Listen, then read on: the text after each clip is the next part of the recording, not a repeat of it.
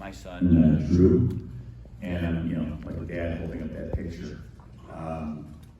He died just up the road in Fort Lauderdale. We're from Detroit, where I'm flying back today after this assembly. And he came down to Florida to recover from opioid use, and he was successful. He was living on his own, he was doing great. And what ended up happening to him is he relapsed at a rate in Miami. We're in the prevention business. We're here to get to you guys before you actually ever try opioids. They're very addictive. Drew called me one day and says, "Hey, I have bad news for you." I said, "What?" He goes, "They tell me I have a 2% chance of recovering from this." I said, "Well, you better be in the 2%.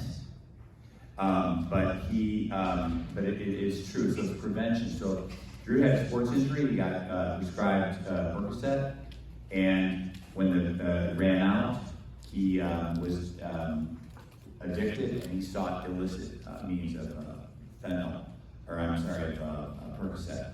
And one day he took an unprescribed pill from his roommate, and it killed him because 80% of the drug supply has fentanyl in it, and he didn't account for the half-life of that pill. Drew was a talented guy. I put him up against anybody. He was a class runner for president.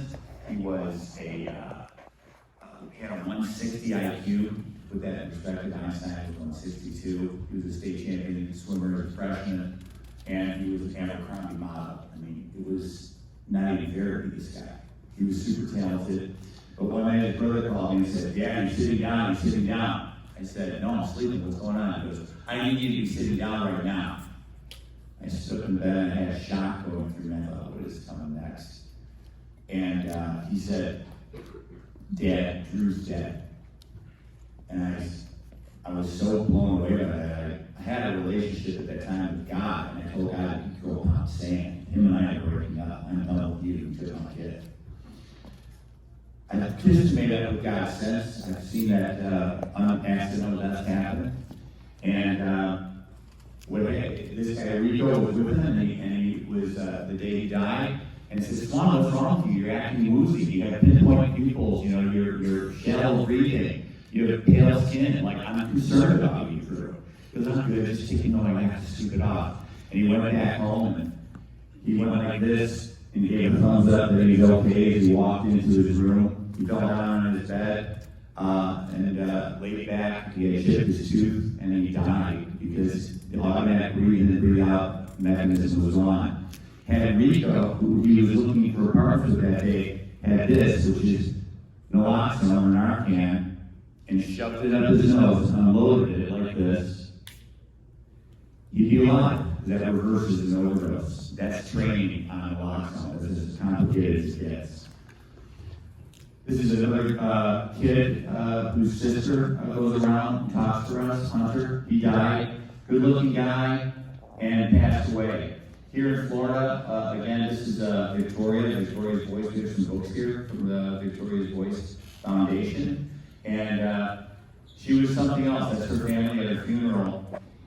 She had a great life. She wanted to be kind of a hippie. She wanted to open up a chain of campsites. She wanted to travel, write books, write music, and she was a beautiful, beautiful girl. This foundation does exactly what we do in terms of their steps, reaching out and teaching about naloxone. We work with the DEA, we get laws passed, such as our Fentanyl Fathers and Mothers Act, which mandates fentanyl awareness inside schools here. And we have the same goals and aspirations. The tragedy of Victoria's life is she had a problem. She was on a reality show with her mother called Queen of the Side. This is a well-to-do family in Florida. And she was concerned about her body type. She was a little heavier at that time. And kids in school bullied her. She said it was the worst period of her entire life.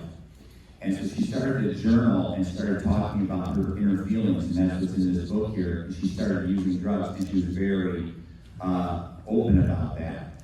And she was concerned and texted her friends and said, "If I ever die, get that journal out, give it to my mom. It'll be a best-selling book," and it is doing well. hope that you can take it out of the library and use it. But the lesson there is, you know, bad company corrupts good character. She was with a boyfriend who encouraged and enabled the kind of drug use, and she didn't open up to her parents about it. And that's a lesson to you guys. Open up about it. Seek help. This is Rain. I'm going to show you. You're good, principal, in that. This is Rain.